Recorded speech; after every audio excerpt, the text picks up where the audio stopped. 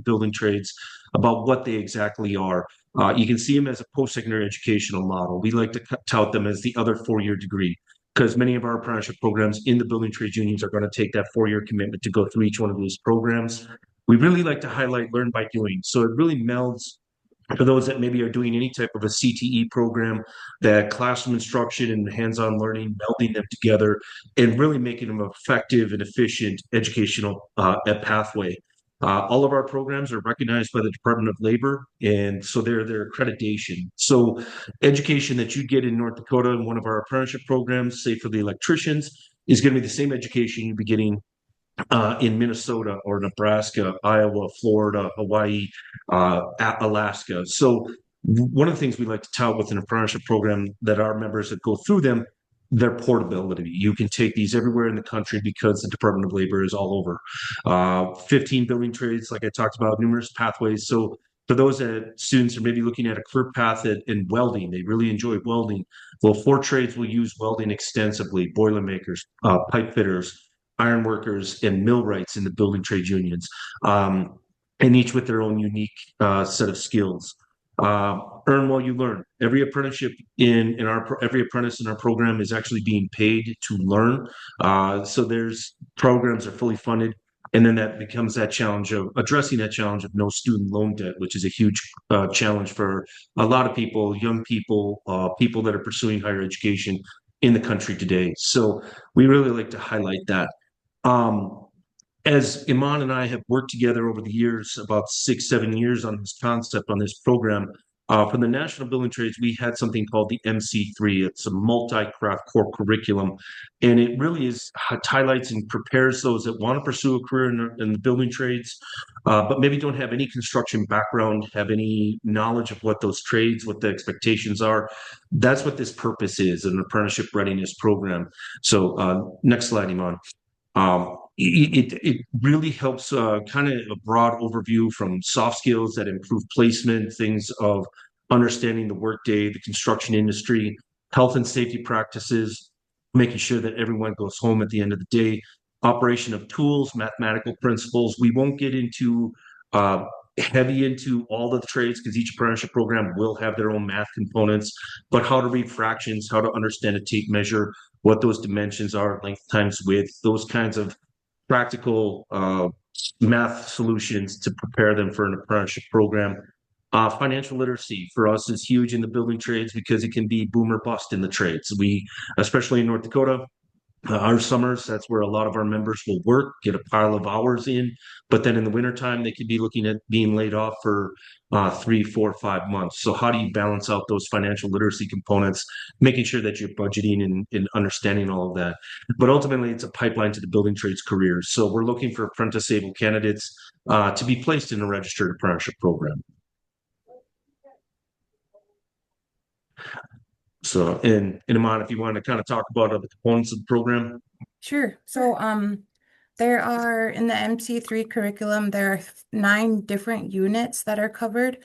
So industry and trades orientation is kind of like an overview of the history of apprenticeship programs. And then so it kind of gives there's like kind of like a nice little video that goes throughout the whole thing and does like a kind of like the tracking of a job and all of the different components and like how they all tie together. So like, some people work on the concrete, some people work on the bricks, the insulation and the wiring and things like that. So it's kind of like a neat way to see how all of these different trades kind of come together and create like large structures. And just talking to like a few people who have especially been like bricklayers, like Jason, they say that they get to cruise around town to these different buildings that they've helped to make. And they're just like it's something that's going to be there for a long time. So it's almost like a personal legacy, I would say. And then so another part of the curriculum is the tools and materials overview. So basically, each of the different trades is going to have its own unique set of tools. So this unit just kind of goes over what are the different tools for the different trades, the basics like the tape measure and how that's used in the different trades. blueprint reading. So like they learn a little bit of insight on how to read the blueprints because like when the blueprints are laid out, it's kind of like everybody has their own kind of component. So they need to have an understanding of what they're being expected to do. Construction math, like so just as I've been working at this TCU for 10 years now, when we had like our construction tech program, and then we also have a welding program. Some of the frustration of the instructors was, well, our students don't even know how to read a tape measure, which is kind of like a key thing in construction. So the construction math is very much geared toward helping them get some practice in fractions and using a tape measure and kind of things that are going to be important in the construction industry. Green construction is kind of like there's been kind of a more move towards like more eco-friendly type structures, like mo ones that are like more energy efficient, better products and things like that. So the green construction unit kind of goes over the different strategies that they've been using to try to make the buildings more eco-friendly. The financial literacy piece that just like Jason was saying, sometimes like when you get a really good check, you have to learn how to like stretch it out over time. So like you could go 3 months without working, right? So like the idea here is that we want to give them some financial literacy goals, like on saving goals. What are their personal financial goals, but also how do they budget their money to stretch over periods of time when they would be unemployed. Health and safety. So this is kind of like just like OSHA 10 basically. And then we do have like a separate component. We didn't use it in this last one, but this health and safety kind of gives an overview of like the primary expectations on a job site, such as, wearing a hard hat, the steel toe boots, glasses, those protective glasses and things like that. Diversity in the construction industry. So that was kind of like a good topic for us. We learned a lot about what some of our participants have kind of experienced in that kind of category. So that's a really good topic starter or conversation starter. So and that one just kind of goes into obviously, working with other races in the construction industry. Let's see. So how does this thing work for the Dakota Prairie Apprenticeship, the ARP? We've been kind of it's been kind of a living delivery method, I guess Iman and I would say. What we started out with the concept of was a traditional semester preparatory class. And we've learned that it has to be a little bit more free flowing. So as what we're planning for next year, we just finished up with our second course this past spring.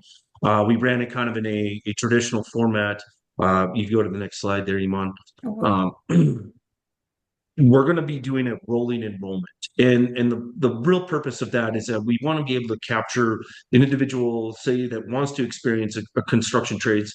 We want to capture that lightning in the bottle. If they have that like, I want to try this, let's not put it off and say, well, okay, in 3 months is when we're going to offer this program. Let's capture it right now. Because you can see it's a 12-week course, it's a 120-hour curriculum leading to referred placement, but it's all done asynchronously. So there isn't really a need to say we need to have hard, rigid deadlines of we're going to start here in middle of January and we're going to finish up in May. So these students can really work at their own pace on this program. It's an online learning management system through the multi-craft core curriculum, through Trades Futures as our partner. So they can be working at their own pace. If they wanted to crank out the program in a couple of weeks, in a month, they have that opportunity. If they want to kind of follow what we've laid out for them, going over the 12-week time frame in about 10 hours a week, that works a lot more succinctly. So we've developed two syllabi, one in a linear and in the rotating. It seems like the students are a little bit more gravitating towards the linear. Unit 1, 2, 3, 4, 5, 6, 7, 8, 9. But we do have that rotating syllabi. I'm a former teacher. before I became a bricklayer, and then worked my way into the building trades unions. So I was always kind of wanting to have that instead of going in that linear pathway where by the time the students get to unit 5, unit 6, they've completely forgotten everything in unit 1. So maybe the rotating one is an attempt to say, okay, well, here's all of this stuff, how it links all together. We do have once a week instructor check-ins for guided learning. We're about 2 hours a time.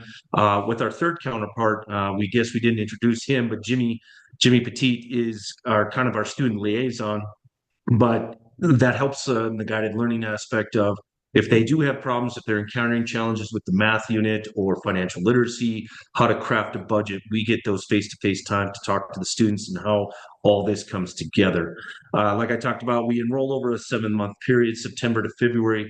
The reason why we cut off the deadline in February is if they are going to take about 12 weeks to go through the program, we want to be able to place students into a trade union, into that registered apprenticeship program as work is really coming up in that springtime, summertime. Um, we don't want to have students potentially finishing the program at the end of the summer to maybe get them working, then only get laid off, a couple months later, or maybe even 2 months later. So we roll that in that over that 7-month time frame. The students go through the whole curriculum and then they identify their top 3 trades that they want to talk to, where are those replacements they want to be at. And then we work on getting those completers boots. They receive work boots for completing the program. And then if they are placed into a registered apprenticeship program, we do have funds available to help with tools required of the trade. A perfect example is for myself as a bricklayer. It cost me about $1,000 my first year to get all my tools as a bricklayer. We have those funds to help them upon placement to assist them. We don't want to just say cut them to the wind because you are getting paid as an apprentice, but you can think of it as a stepped scale. So for, let's say, a journey worker, for easy math, if their journey worker is $40 an hour, that first year apprentice can be making anywhere about maybe 50% of that. So starting out at $20 an hour. Sounds like a good wage, but when you're working in the construction industry, working those long hours in the summertime, having to balance out all that career, and then also going to school and everything else, starting out in your career, we want to give them every tool possible to be successful. So, I don't know if Iman, you wanted to add anything onto the curriculum and things that we've modified over the years or the 2 years we've been offering it. Yeah, I would definitely say we're really looking forward to implementing this kind of rolling enrollment because in these past 2 years, we've only offered it in the spring. So we've had like kind of like a long gap between the time that a person applies to the time that the program starts. So kind of what we've seen happen is that like they maybe forget that they've applied or that they had an interest or maybe they kind of got a job or something and are like kind of pursuing a different avenue. So what we wanted to do was kind of create a more like time responsive method for them to start the program more quickly. So that way they they don't have such a long gap. And then a couple of the other things that we're going to work on, more likely me and Jimmy will kind of draft everything and then kind of have a group meeting. But what we'd like to do is create sort of like an orientation. So just kind of like maybe create a short video of like showing the students this is how you upload a file, this is where you go, you need to disable your pop-up blocker, kind of things like that where students are getting stuck. So I'm really looking forward to this new methodology and also trying to incorporate some I guess, video material that will help people kind of like who don't always have the technology skills to kind of be able to like actually make it into the classroom and participate. Um, yeah, so that's all I got for that one, Jason. Sure. And if there were questions by anybody in the group, feel free to chime in, ask away for any of this.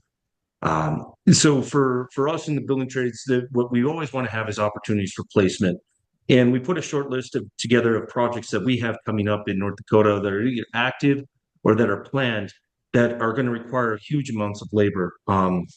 In North Dakota, these are just, I mean, this is just a short list. These were just 8 projects that we came up, but you can see that significant investment. And for North Dakota, where we are at targeting with MHA Nation, the new NHS college out there. These projects are really going to be in those kind of the backyards of the opportunities for the students to complete the program at MHA. The FM diversion is a flood control project that we're actively working on. 3 billion. Bison generation plant. This is a natural gas power plant. 3.2 billion starting in the next year. I can go through all the list on there, but I guess it's really what to show from us and the building trades unions, what we've seen in investment in the demands that is coming from industry and from us as energy generation in North Dakota, especially in Western North Dakota. And how do we start being proactive to solve this workforce development and connecting the opportunities that we have and into the challenges or maybe the opportunities within the local communities. Have tools will travel is always the mantra of the building trades, but when you build it locally, you have that greater buy-in. People from the community want to work in those projects, and then there's always going to be ongoing maintenance operations. So it's not only boom and bust of building these projects, and then there's not going to be anything for the next 20, 30 years. A lot of this industrial power plants, these industrial projects are going to need maintain maintenance operations for 40, 50, 60, 100 years into the future. So for saying we're developing pipe fitters or we're working at millwrights or heavy equipment operators, crane operators, there's not only going to be the initial build on a lot of these projects, we can be talking about ongoing maintenance operations for decades and creating a pathway for construction and livable wages that we advocate in the unions, from health insurance, pension, retirement, dignified retirement of those opportunities in a long-term pathway. But I mean, yeah, you can see, alone Project Sentinel, a Department of Defense project, is going to be coming up and going to be several years in the making. So how we got funded is initially this was funded through a Department of Labor grant that we were a sub-grantee award under Trades Futures, our parent organization that's getting that. You go to the next slide there, Iman. So we got a grant for $300,000 as a kind of pilot program that's covering the administrative, the faculty, the curriculum, and the travel and student placement. That kind of put us on a 4-year glide path to get this program going. And really what we're looking at is to, as all grant fundings are, kind of to prop up a program, an idea and a concept, but then getting that involvement from the industry, our contractors, labor, and even the tribal nations. And when we've talked about other industry partners about what we're doing here, Iman and it's been amazing how much support that they want to throw to the point of like, what else do you need? Do you need computers? Do you need printers? What do you need from us? So it's been kind of it's remarkable in terms of, okay, the challenge is not been the funding, but we're continuing to move that. Ultimate goal from where Iman and I have looked at this is, like I talked about, having industry and contractors, labor and tribal nations all working together to say, here are these massive projects. How do we start addressing workforce development and finding career pathways that aren't going to straddle young people or anybody with loads of college debt, and become a part of that solution for workforce development.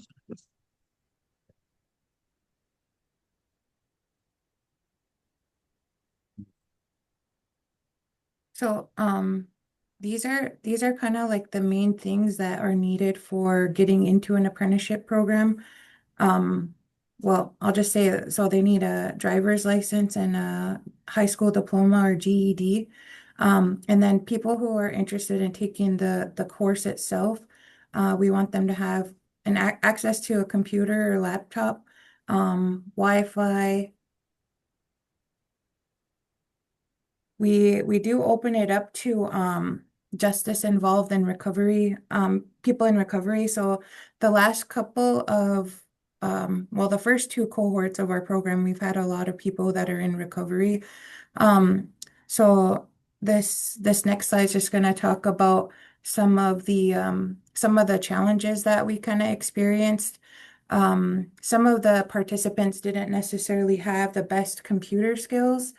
Some of them were not owners of vehicles. um, they didn't have access to a laptop initially, so we were able to lend some out for that. Um, and then what we found was that a lot of our participants had either completed an SR22 or still needed to do one. Um, some of them did not have a GED already. And then like we kind of found that some of them started off really strong, but things kind of fizzled out, like their whether it was their motivation or they had a lot of personal issues come up. We had at least a couple of our participants leave sober living, which was kind of like a good like routine for them, you know, so they just kind of lost momentum when they transitioned to their own home. And then like the digital literacy part, we did find that we did have to provide extra support for helping people get logged into the system and things like that.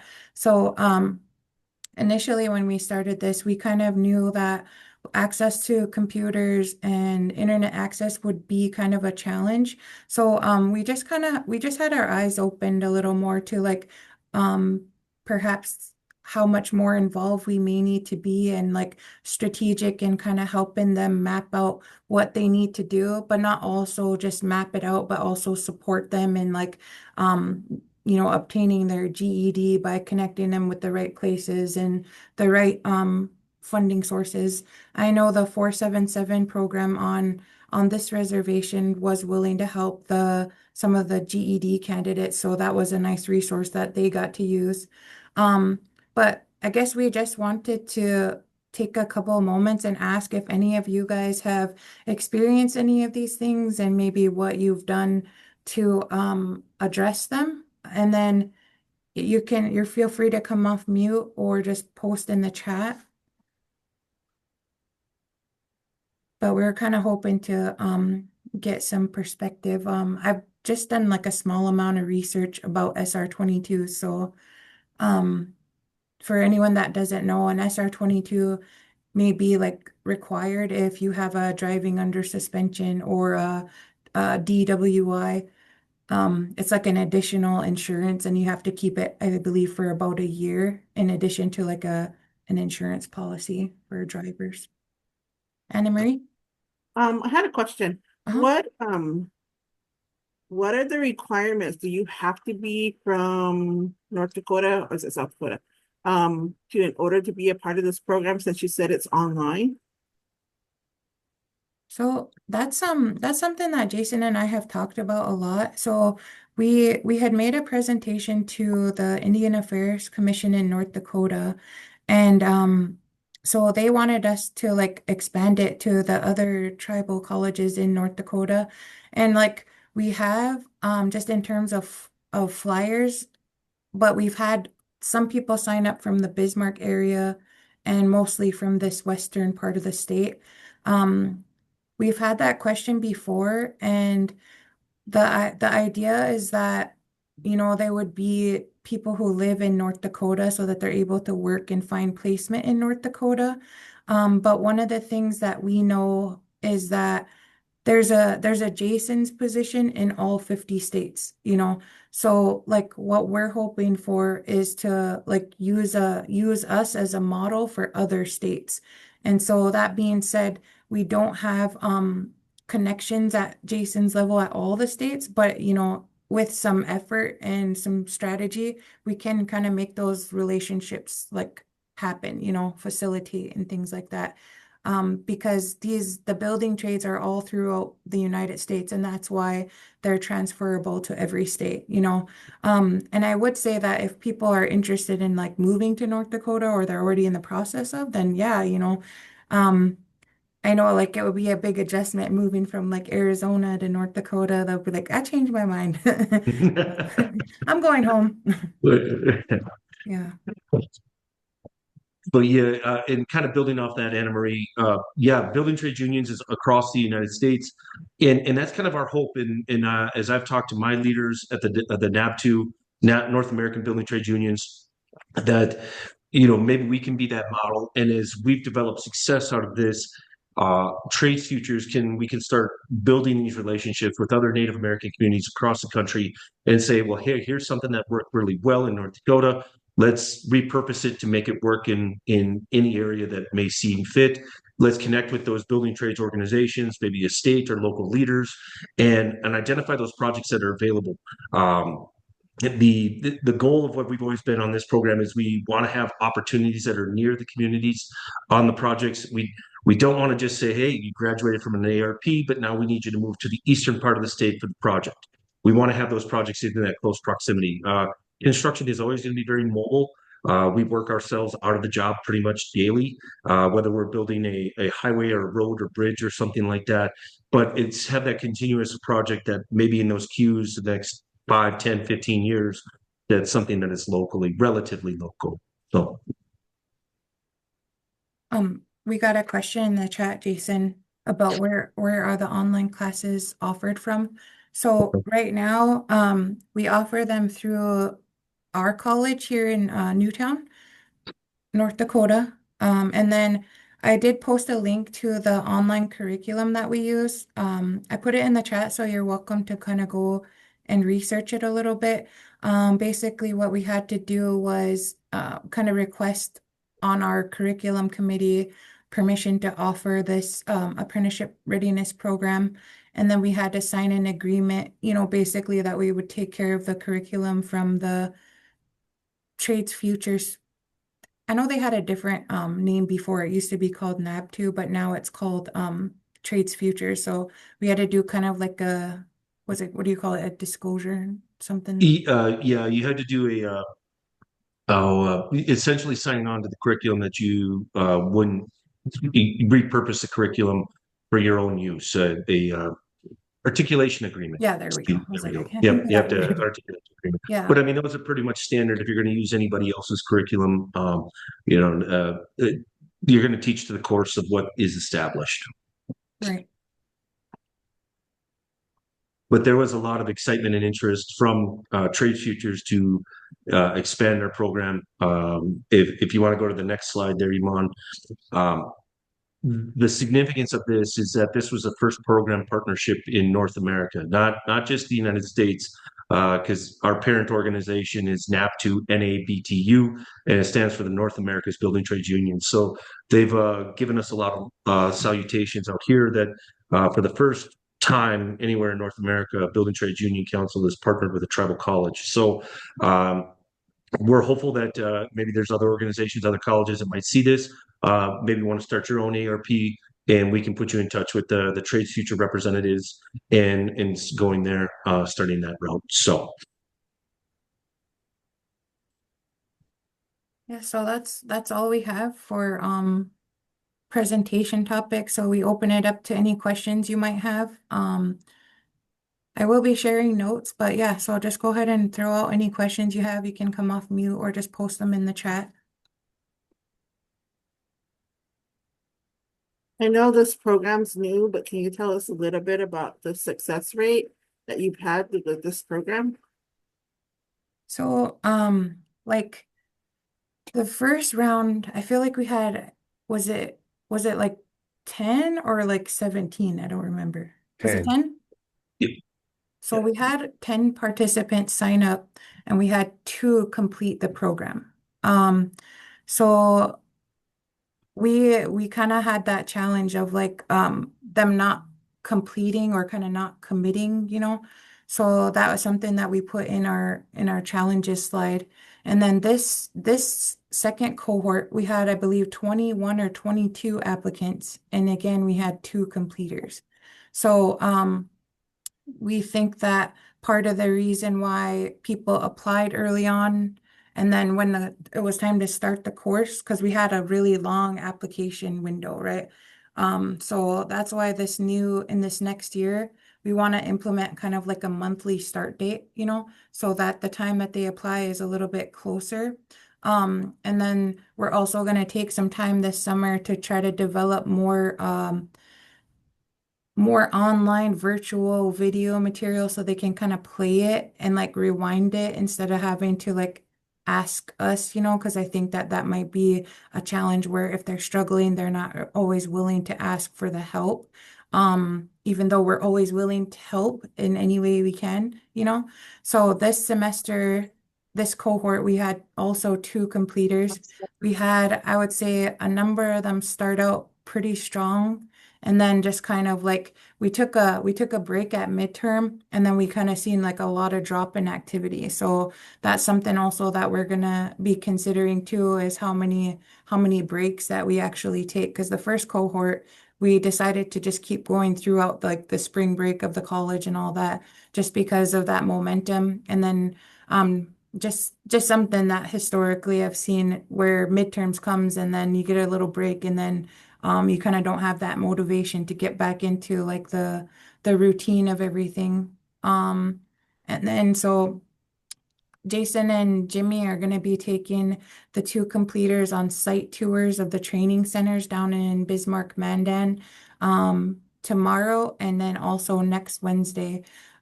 So they're gonna have the opportunity to get their work boots, and we're hoping to get those two placed in an apprenticeship program. The first wave of students, we had two completers. One, he went on to complete his CDL, and then he kind of started work as a CDL driver in the with around the tribe somewhere. And then the other one, he's really active in kind of like the recovery area. So he's kind of like debating on whether he wants to be kind of like more of a social worker kind of type role versus like, going into the trades. So, I feel like one of the things that we've had to do is really adjust our expectations about how much numbers we want to see completing because what we're doing is we're creating more awareness of it. And some of the things are that the students don't have a GED, so that's a barrier. Some of them don't have a license, which is a requirement so that they're able to get to and from their job site. At the very least, a GED and someone to ride with. So it's kind of like they have some personal challenges that they need to kind of navigate and overcome. And that's something kind of like we want to do more of an assessment and kind of help them game plan going forward too. Because as we're doing this work, we're learning a lot about the different challenges that they have. And also like they also have valuable experiences too that they're able to share with us and kind of like some of the things that they've navigated, they're able to help or give advice to others. So that's been really, really awesome to see. So we're just hoping to continue to improve the program, really make the supports like where they need to be, in terms of like having something they can feel comfortable watching a video, that they can pause and things like that and go back to as they need to.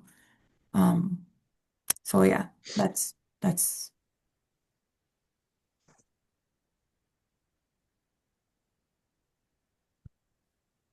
so we do have a flyer, yes. I'm just seeing in the chat.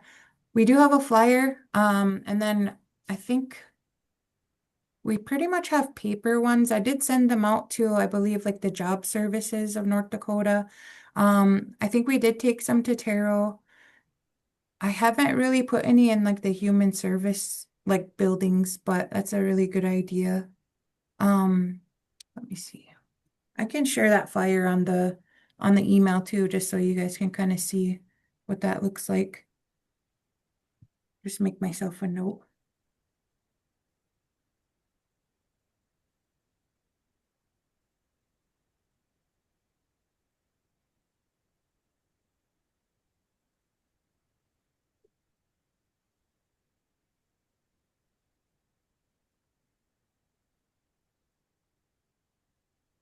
Jimmy, are you a product of the program or are you assisting? I'm more like assistants, so I'm like the student liaison. So I work with the students. So sometimes they come in here. I'm like their main point of contact.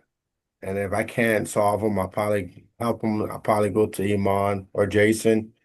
Due to some of them maybe not driving and whatnot, if they have to go here and there, the one that assists to take them like like Iman mentioned, on tomorrow and next Wednesday, I'll be taking 2 of the students with me to Bismarck. And I'm like the foot soldier. Great. I get that. I understand. Mhm. It is good to have you know, kind of that instructor, co-director, and then a mentor. Mentorship is key. A lot of our building trades unions have started mentorship programs in their registered apprenticeship programs, and have seen that that helps improve the success of the apprentices completing the program. So we want to have the pathways, have the tools, but then also be that resource to help.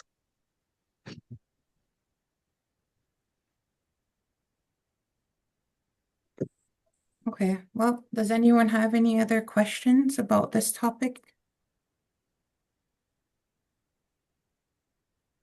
I will send a follow-up note, and then this will be our last meeting just for the rest of the summer. So I'm thinking, what were we thinking, Anna Marie, for starting up in September or October? Do you remember? September. So during the summertime, we are definitely going to come up with a list of different programs that work with each other. Veronica, myself, and Iman. If you're interested in presenting or want to hear certain things, let us know. Email us back, and we'll be working on that during the summertime, and we'll start up again in September. And I want to thank Iman, Jason, and Jimmy for being here. Learned so many valuable things. I think it's a great program. To share with students, but also just an understanding of how an apprenticeship program works and getting students into the workforce. Thank you. You're welcome. Thank you. Okay, have a blessed summer, everyone, and happy summer school to everyone who's going to be doing that. Thank you.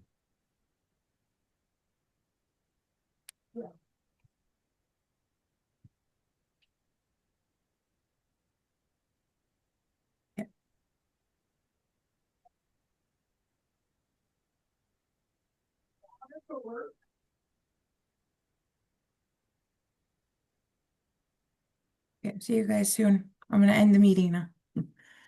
Bye.